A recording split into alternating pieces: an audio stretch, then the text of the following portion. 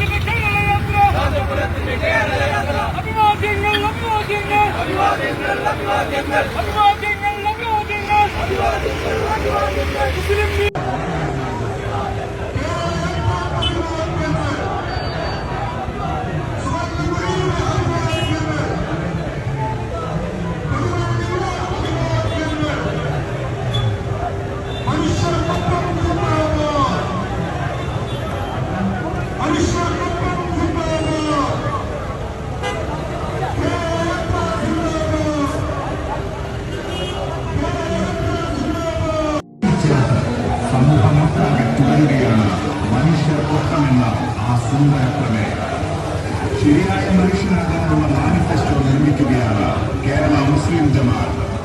കഴിഞ്ഞ 100 കാലങ്ങളിലായി സമസ്ത നിർമ്മിച്ച ആദർശ വിശുദ്ധിയുടെ, മനുഷ്യ സ്നേഹത്തിന്റെ, സാന്ത്വന വിദ്യാഭ്യാസ മുന്നേറ്റങ്ങളുടെ പൂർണ്ണതയിലേക്കാണ് ഈ ആശയബോധം ചേരുന്നത്. ഈ നേരിന്റെ തുറക്കുകളിലേക്ക് ചേർന്ന് നടക്കാൻ ഓരോ ഹൃദയങ്ങളെയും സ്വാഗതം ചെയ്യും.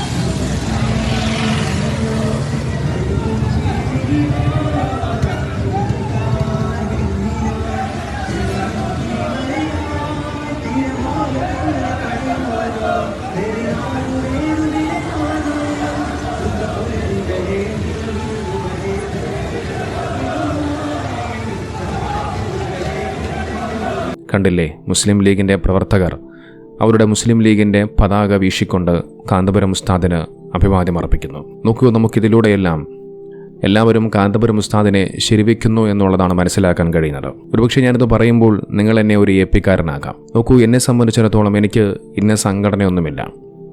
ഞാൻ എല്ലാ സംഘടനയിലുമുള്ള മതപണ്ഡിതന്മാരെയും ഉസ്താദുമാരെയും ഒരുപോലെ ആദരിക്കുകയും ബഹുമാനിക്കുകയും ചെയ്യുന്ന വ്യക്തിയാണ്. പാണക്കാട് തങ്ങന്മാരെയും ജിഫ്രി മുത്തുക്കോയ തങ്ങൾ, സമസ്തയുടെ പ്രസിഡന്റ് ജിഫ്രി മുത്തുക്കോയ തങ്ങളെയും കാന്തപുരം ഉസ്താദിനെയും എല്ലാം ഒരുപോലെ സ്നേഹിക്കുന്ന ആദരിക്കുന്ന ഒരു മനുഷ്യനാണ് ഞാൻ. കാന്തപുരം ഉസ്താദിനെ ഞാൻ ഏറെ ഇഷ്ടപ്പെടാനുള്ള കാരണം അദ്ദേഹത്തിൻ്റെ നല്ല പ്രവർത്തനങ്ങളാണ്, അദ്ദേഹത്തിൻ്റെ മനോഹരമായ നിലപാടുകളാണ്. ഏതൊരു വിഷയത്തിലും കൃത്യമായി കൊണ്ട് അദ്ദേഹം തൻ്റെ നിലപാടുകൾ തുറന്നു പറയുന്ന വ്യക്തിയാണ്. അതോടൊപ്പം നിങ്ങൾക്ക് എല്ലാവർക്കും അറിയാം, 10,000 കണക്കിന് വരുന്ന യതീമായ മക്കൾക്ക് അനാഥ മക്കൾക്ക് അദ്ദേഹം വിദ്യാഭ്യാസവും ഭക്ഷണവും കൊടുക്കുന്നു. അത് ചില്ലറ കാര്യമൊന്നുമല്ല.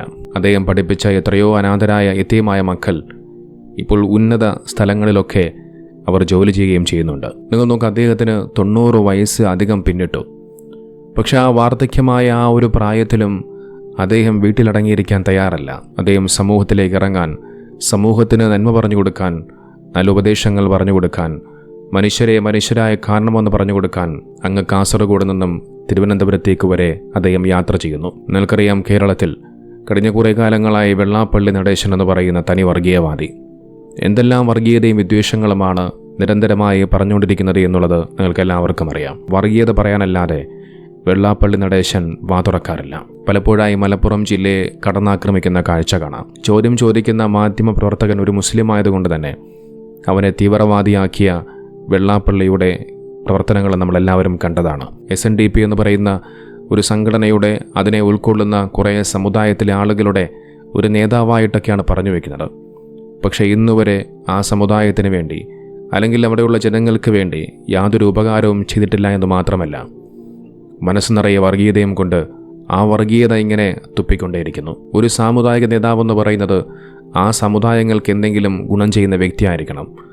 ആ നേതാവിനെ കൊണ്ട് ആ ജനങ്ങൾക്ക് എന്തെങ്കിലും ഉപകാരമുണ്ടാകണം. ഇവിടെ വെള്ളാപ്പള്ളി നടേശൻ നാഴികയ്ക്ക് 40 വട്ടം വർഗീയത പറഞ്ഞുകൊണ്ട് ഒരു വശത്തുകൂടി പോകുമ്പോൾ, മറുവശത്ത് 90 വയസ്സ് പിന്നിട്ട, നടക്കാൻ പോലും ബുദ്ധിമുട്ടുള്ള ബഹുമാനപ്പെട്ട കാന്തപുരം AP അബൂബക്കർ മുസ്ലിയാർ, അദ്ദേഹം മനുഷ്യർക്കൊപ്പം, അതായത് മാനവരാശിക്ക് വേണ്ടി മനുഷ്യനെ മനുഷ്യനായി കാണണമെന്നുള്ള, മതത്തിനും ജാതിക്കും അപ്പുറം എല്ലാവരെയും ഒരുപോലെ മനുഷ്യരായി കാണണമെന്നുള്ള മനോഹരമായ സന്ദേശം ഉയർത്തിപ്പിടിച്ചുകൊണ്ട് ഒരു കേരള യാത്ര നടത്തുന്നു. നമുക്കറിയാം, നിമിഷപ്രിയയുടെ കേസുമായി ബന്ധപ്പെട്ടുകൊണ്ട് ഇന്ത്യൻ സർക്കാരിന് ഒന്നും ചെയ്യാൻ പറ്റാത്ത ഒരു സാഹചര്യത്തിലൂടെ കടന്നുപോയ സമയത്ത് അദ്ദേഹം നടത്തിയ ഇടപെടൽ, അത് പ്രത്യേകിച്ച് പറയേണ്ടതില്ല.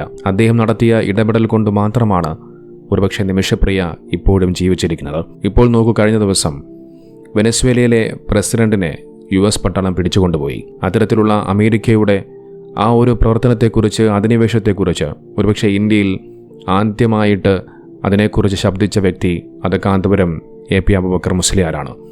അദ്ദേഹത്തിൻ്റെ ആ ഒരു പ്രസ്താവന നിങ്ങളെ ഞാനൊന്ന് കേൾപ്പിക്കാം. സ്വതന്ത്ര പരമാധികാര രാഷ്ട്രങ്ങൾക്കെതിരെ ഉള്ള ഒരു അക്രമമായ നീക്കമാണ് അമേരിക്ക ഇപ്പോൾ ചെയ്തുകൊണ്ടിരിക്കുന്നത് എന്ന് എല്ലാവർക്കും അറിയാം.